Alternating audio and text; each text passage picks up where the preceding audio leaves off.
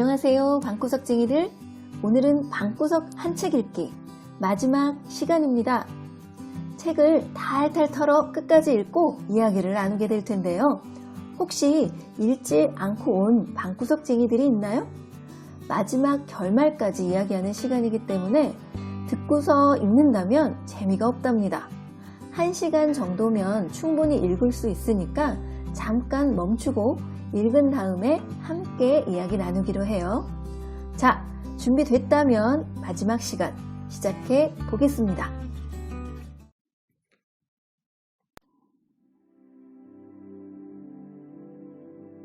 루이스가 나니아 연대기를 썼을 때 많은 사람들이 놀랐다고 하죠. 나니아 연대기는 루이스가 쓴 유일한 동화책입니다. C.S. 루이스는 50이 넘어 결혼을 했기 때문에 아이가 없었거든요. 주변에 관찰할 만한 어린이들이 없었을 텐데 루이스는 어떻게 아이들 마음을 쏙 들여다본 듯한 이런 책을 썼을까요? 나니아 연대기를 출판한 어느 날 동료들이 루이스에게 물어봅니다. 어린이에 대해서 하나도 모르면서 어떻게 어린이가 주인공인 책을 썼냐고요. 그때 루이스는 이렇게 말했답니다. 누가 그러던가 적어도 나는 2명의 어린이는 알고 있다네. 형도 어린 아이였고 나도 어린 시절이 있었지. 라고요. 나니아에 얽힌 재미있는 이야기는 또 있습니다. 마법사의 조카 편에서는요, 반지를 이용해서 나니아로 이동하죠. 하지만 사자와 마녀의 옷장 편을 보면 옷장을 통해 나니아로 가게 됩니다. 아마도 사자와 마녀의 옷장을 읽은 전 세계의 모든 어린이들은 그 옷장을 열어보고 싶어 했을 거예요. 나니아 옷장 이야기가 탄생하는 데 큰 영향을 준 옷장이 실제로 존재했습니다. 바로 루이스의 할아버지께서 만드신 떡갈나무 옷장인데요. 루이스는 어렸을 때 이 옷장에 들어가서 친구들에게 재미있는 모험 이야기를 들려주곤 했다고 하죠. 이런 이야기들은 C.S. 루이스의 생애의 말년을 다룬 영화 섀도우랜드에 나오는 이야기들입니다. 섀도우랜드에서는요, 의붓 아들이 루이스의 집 2층에 올라가서 이 옷장 문을 열어보는 장면이 나옵니다. 그 옷장은 현재 미국의 휘튼 대학 웨이드 컬렉션에 보관이 되어 있습니다. 웨이드 컬렉션은 루이스에 관한 자료를 모아놓은 박물관이랍니다. 이렇게 중간중간 C.S. 루이스의 이야기를 들려드렸지만 그에 대해 더 알고 싶은 방구석 친구들은 섀도우랜드를 감상해 보는 것도 좋을 것 같습니다. 나니아 연대기 역시 7권 중 일부가 영화로 제작돼서 개봉했었지요. 영화에 관련된 내용은 책을 다 읽고 나서 보너스로 준비했습니다. 책 읽고 나서 보너스 영상까지 꼭 챙겨보시기 바랍니다. 마지막까지 우리 함께 달려봅시다.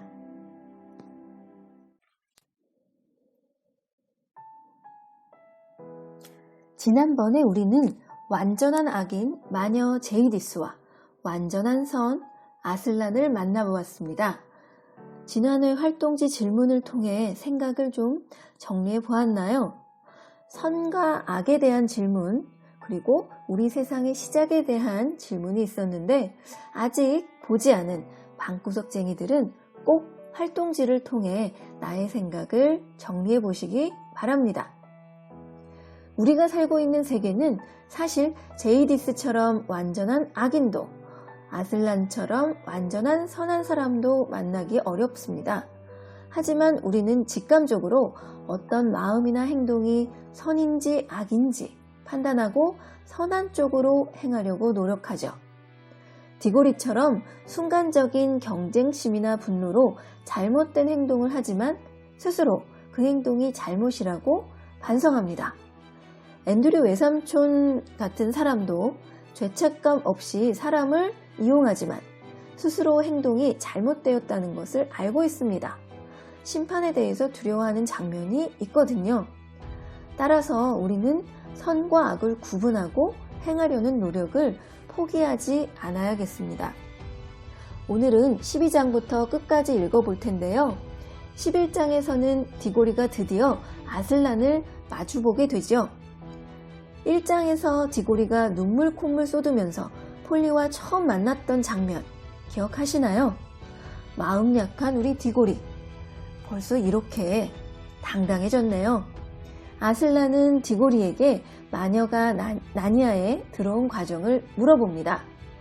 디고리는 거짓과 정직을 오가면서 대답을 하지요. 디고리는 제이리스를 마녀의 세계로 돌려보내려 하다가 실수로 나니아로 데려오게 되었다고 합니다만 사실 이 말은 거짓말은 아니지만 아주 중요한 사실이 빠져 있지요. 아슬란은 다시 물어봅니다. 디고리는 금종을 본인이 쳤고 폴리는 잘못이 없다고 말합니다. 하지만 덧붙이죠. 종 밑에 있던 글이 자신에게 마법을 건 듯 했다고요. 하지만 아슬란은 이 답변에 만족하지 않습니다. 아슬란은 정말이냐고 되묻습니다. 이제 디고리는 모든 것을 인정할 수밖에 없죠. 그냥 마법에 걸린 척 했을 뿐 자신에게 책임이 있다는 것을요. 방구석쟁이들은 그 장면을 어떻게 보셨나요? 디고리는 자신의 잘못을 잘 알았기 때문에 솔직하게 말하기는 더욱 힘들었을 겁니다. 약간의 거짓을 섞거나 진실을 조금만 뺀다면 엄마를 살릴 수도 있다는 생각을 당연히 했겠죠. 하지만 아슬란은 엄정합니다. 그 누구보다 위험 있는 모습이죠. 작은 거짓말도 거짓이죠. 특히 의도가 자신의 잘못을 가리려고 한다면요. 그때 필요한 것은 용기입니다. 또 어떤 것이 선한 행동인지 가름하고자 하는 마음. 누군가를 사랑하는 마음이 진실을 깨우고 용기를 북돋아 준 것이 아니었을까요? 저 방구석지기는 이 장면을 이 책 최고의 장면으로 뽑습니다. 왜냐고요? 저도 순간순간 저를 속이고 거짓말을 하고 싶은 유혹에 괴로웠던 기억들이 마구마구 떠올랐거든요. 아슬란은 디고리에게 나니아에 끼친 재난을 해결하라고 이야기를 합니다. 대체 어떤 방법이 있을까요? 아슬란과 디고리의 이야기 장면 들어보겠습니다.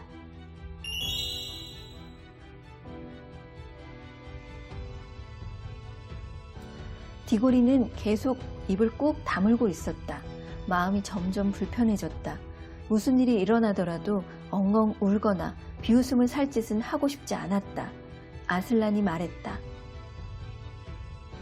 아담의 아들아, 나의 즐거운 나라, 나니아가 탄생한 날에 네가 이 나라에 끼친 재난을 해결할 준비가 되었느냐? 글쎄요, 제가 할 수 있는 일이 무엇인지 모르겠습니다. 아시다시피 마녀가 달아나 버려서. 아슬란은 디고리의 말을 잘랐다. 지금 준비되었느냐고 물었느니라. 네. 디고리는 한순간 얼토당토 않는 생각을 했다. 사자한테 저희 엄마를 도와주겠다고 약속하시면 저도 힘껏 돕겠습니다 라고 말하고 싶었던 것이다. 하지만 디고리는 사자가 누군가와 협상을 한 인물이 아니라는 것을 금방 깨달았다. 그러나 디고리는 네 라고 말했을 때 엄마 얼굴이 떠오르면서 자신이 품었던 부푼 기대와 그것이 어떻게 사라졌는지가 생각나서 목이 메고 눈물이 나왔다. 그래서 저도 모르게 불쑥 말이 튀어나왔다. 제발 부탁이에요. 엄마를 낫게 해줄 어떤 것을 주실 수는 없는지요? 디고리는 내내 사자의 커다란 발과 발톱만 쳐다보고 있다가 마침내 실망에 젖은 눈으로 사자의 얼굴을 올려다보았다. 평생을 두고 이토록 놀라본 적이 있을까? 사자는 황갈색 얼굴을 디고리의 얼굴에 바짝 갖다 댔는데 놀랍게도 사자의 눈에는 반짝이는 눈물이 괴어 있었던 것이다. 그 눈물이 디고리의 눈물보다 더 크고 맑아서 디고리는 한동안 사자가 자기보다 엄마를 더 가엾게 생각하고 있나 보다 느꼈다. 아슬란이 말했다. 아들아, 내 다 알고 있느니라. 슬픔은 숭고한 것이다. 이 땅에서 그 사실을 알고 있는 것은 아직 너와 나 뿐이다. 우리는 서로에게 도움이 되도록 하자. 하나. 나는 나니아의 수백 년 앞을 생각할 수밖에 없느니라. 네가 이 세계에 데려온 마녀는 언젠가는 나니아로 돌아올 것이다. 그러나 아직은 아니다. 나는 마녀가 감히 가까이 올 엄두를 내지 못할 나무 한 그루를 나니아에 심을 생각이니라. 그 나무는 오랜 세월 동안 마녀로부터 나니아를 보호할 것이다. 그리하여 이 나라는 구름이 태양을 뒤덮기 전까지 오랫도록 밝은 아침을 맞이할 것이다. 너는 그 나무가 자라날 씨앗을 구해야 한다. 네, 알겠습니다. 디고리는 어떻게 해야 할지는 몰랐지만 반드시 그 일을 할 수 있다는 확신이 섰다. 사자는 숨을 깊게 쉬고는 고개를 좀 더 수그려 디고리에게 키스를 했다. 갑자기 디고리는 새로운 힘과 용기가 몸 안에 스며드는 것을 느꼈다. 이후에 펼쳐지는 모험은 일권에서 가장 흥미진진한 이야기라고 할 수 있습니다. 디고리의 간절함과 주변 인물들의 노력이 빛을 발하죠. 디고리의 간절함을 이용한 마녀의 유혹에 디고리는 위기를 잘 넘기고 임무를 완수할 수 있을까요? 함께 보시죠. 이 일행은 정상에 이르러서도 초록빛 담을 거의 한 바퀴 돌고 나서야 문을 발견했다. 굳게 닫힌 채 동쪽을 바라보고 있는 황금 문이었다. 그때까지 플레지와 폴리는 디고리와 함께 그 안에 들어갈 생각이었다. 하지만 이제 그런 생각이 싹 달아나 버렸다. 그렇게 은밀한 장소는 여태껏 본 적이 없었던 것이다. 얼핏 보아도 그곳의 주인은 따로 있는 게 분명했다. 아주 특별한 볼일이 없는 한 바보가 아니고서는 그 안에 들어가려고 하지 않을 것이다. 디고리는 즉각 플레지와 폴리가 같이 들어가지 않을 것이며 들어갈 수도 없다는 사실을 깨달았다. 디고리는 혼자 문 쪽으로 나아갔다. 디고리는 문에 바싹 다가갔을 때 비로소 황금문에 새겨진 은빛 글씨를 보았다. 거기에는 이런 내용이 적혀 있었다.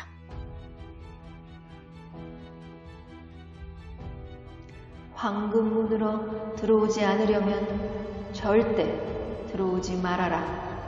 조상이나 다른 사람을 위해서라면 내 열매를 가져가라. 내 담을 넘는 자나 열매를 훔치는 자는 마음속의 욕망과 절망을 깨닫게 되리라. 디고리는 혼잣말을 했다. 다른 사람을 위해서라면 내 열매를 가져가라? 그래, 그게 바로 내가 하려는 일이지. 저건 내가 먹어서는 안 된다는 뜻일 거야. 마지막 줄은 도대체 무슨 뜻일까? 황금문으로 들어오지 않으려면. 참, 문으로 들어갈 수 있다면 담을 넘어가고 싶은 사람이 어디 있겠어. 그런데 어떻게 문을 열지?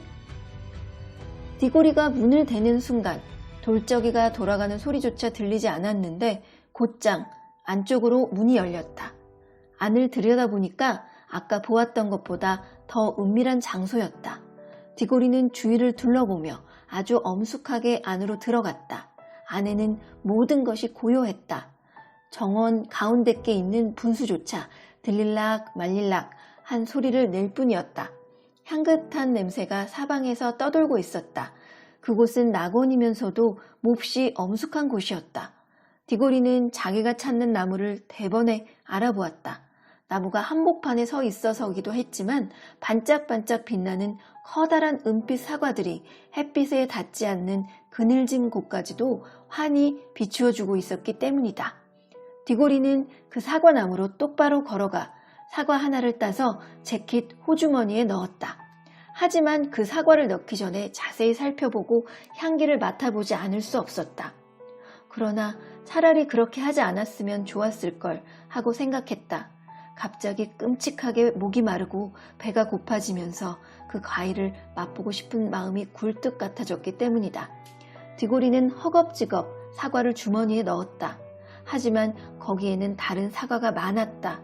과연 한 번쯤 맛을 본다고 해서 그렇게 나쁜 짓일까? 어쩌면 정문의 경고음이 꼭 명령은 아닐지도 모른다는 생각이 슬며시 들었다. 그저 충고일지도 모른다. 누가 충고에 신경을 쓰겠는가? 설사 그것이 명령일지라도 사과를 먹으면 꼭 그 명령을 어기는 짓이 될까?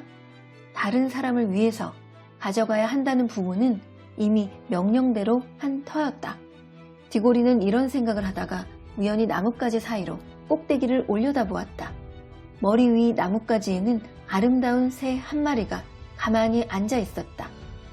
가만히 앉아 있었다고 하는 이유는 새가 아주 잠이 든 것은 아니어도 거의 잠에 든 것 같아서였다.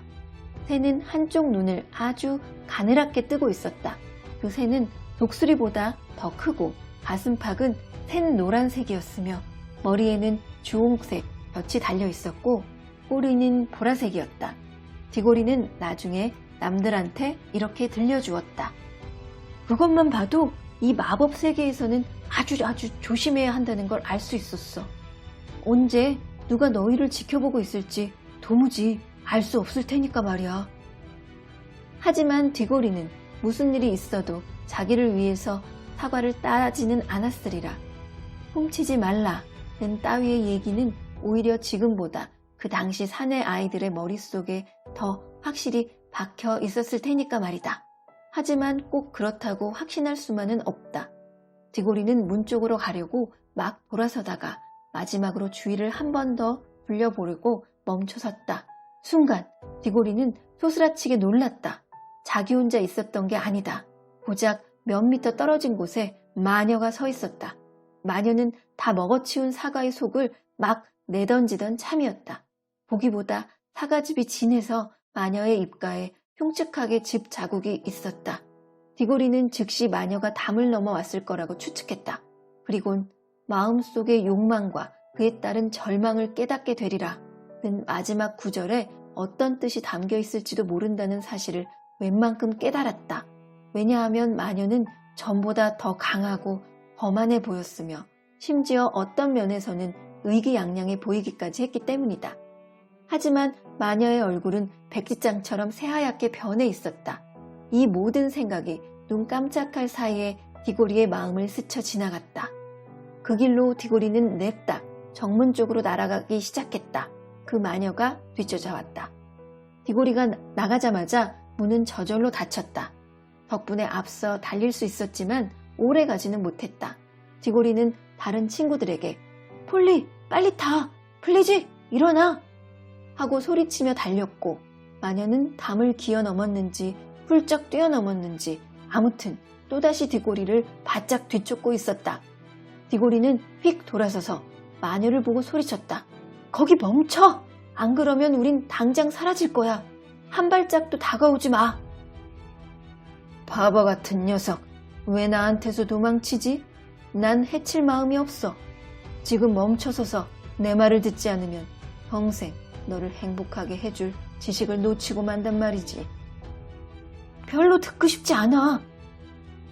하지만 속으로는 듣고 싶었다. 마녀는 하던 말을 계속했다. 난 네가 무슨 심부름 때문에 여기 왔는지 다 알고 있어. 어젯밤 난 숲에서 너희들 가까이에 있었거든. 그래서 너희들이 하는 이야기를 다 들었지. 넌 저 정원에서 과일을 땄지? 지금은 네 호주머니에 있고 넌 맛도 보지 않고 사자한테 그걸 갖다 주려 하고 있어. 사자더러 먹고 사자더러 사용하라고 말씀이지.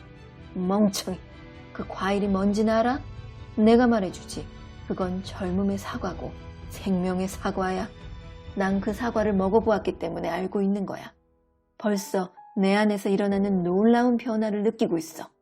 나는 결코 죽지도 늙지도 않을 거야. 먹어봐 꼬마야, 먹으라고.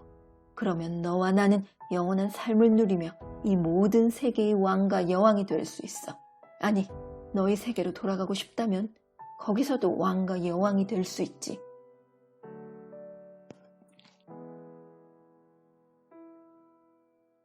아니, 싫어요.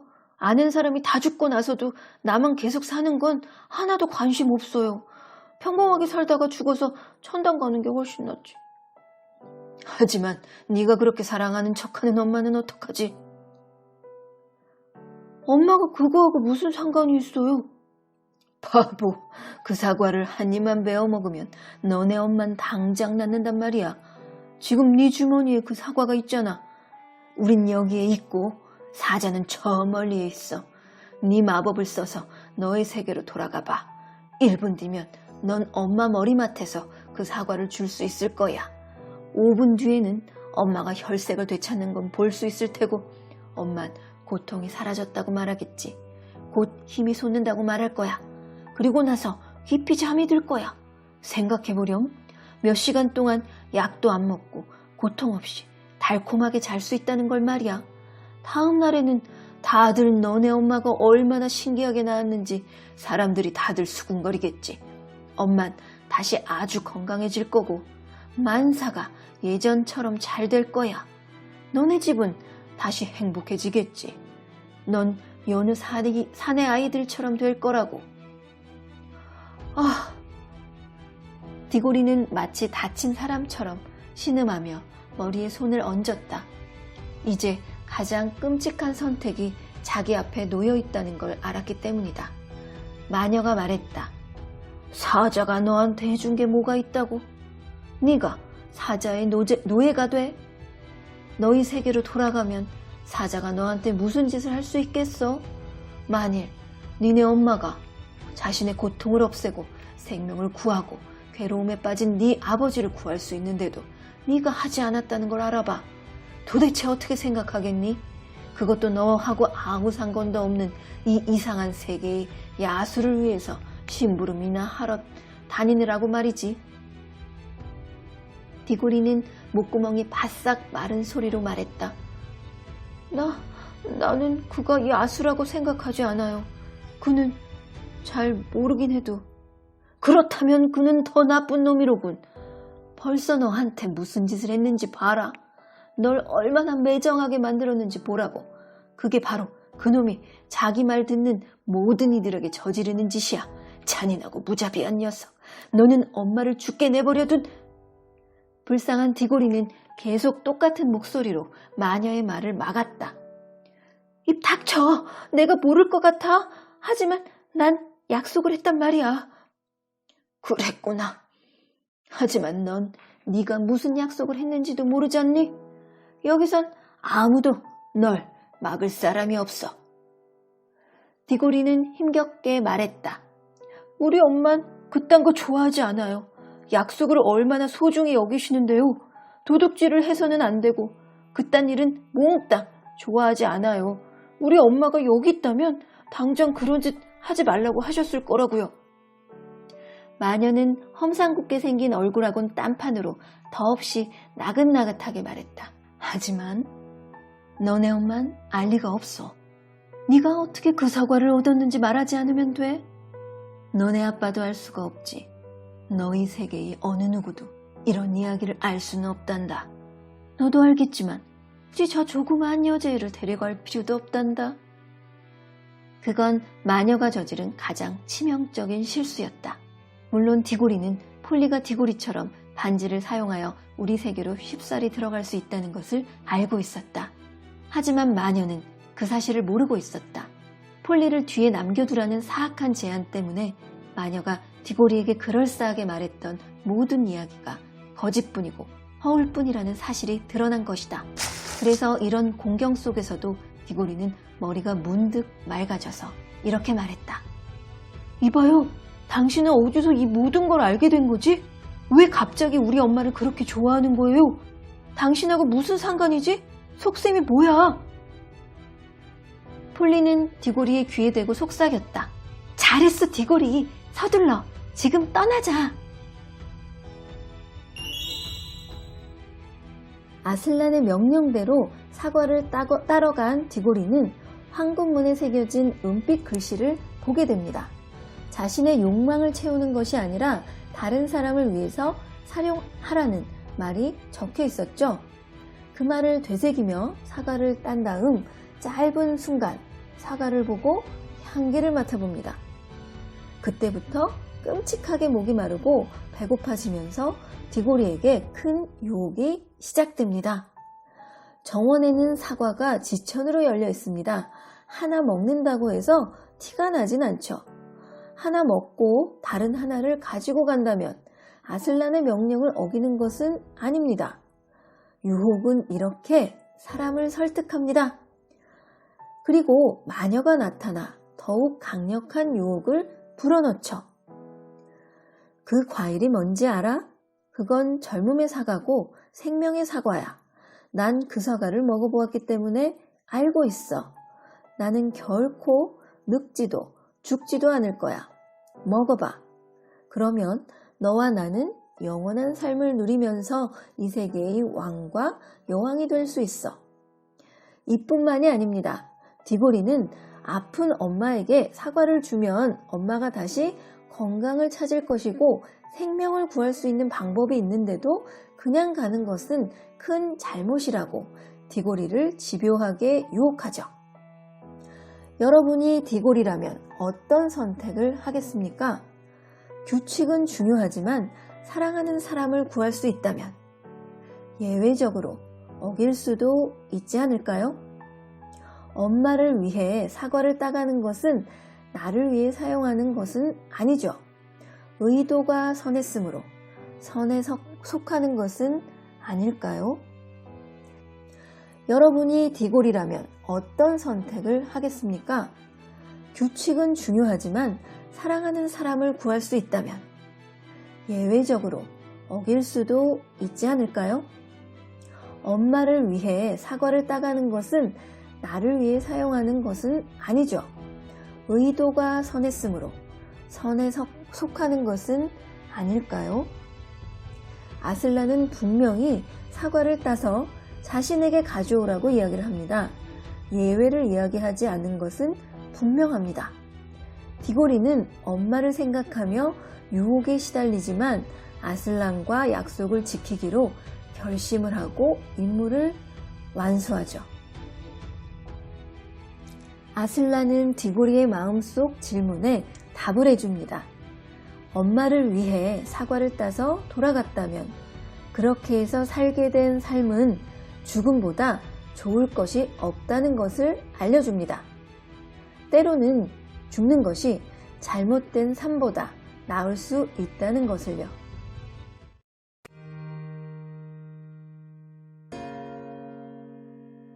낭독은 여기까지입니다. 디고리의 임무 완수까지 이야기 나누었지만 뒤에 아직 남은 이야기가 더 있습니다. 혹시 끝까지 읽지 못한 방구석쟁이들은 뒷내용까지 힘있게 읽어 나가시기 바랍니다. 덧붙여서 마지막 활동지로 생각을 정리해보면 감상을 마무리하는 것이 더욱 보람이 있겠습니다. 방구석지기는 끝까지 완주한 방구석쟁이들을 마구마구 칭찬해주고 싶습니다. 이 영상 뒤에는 나니아 시리즈를 영화 화면과 함께 소개해드리는 코너를 준비했습니다. 마지막 보너스 영상까지 꼭 확인하고 마무리하세요.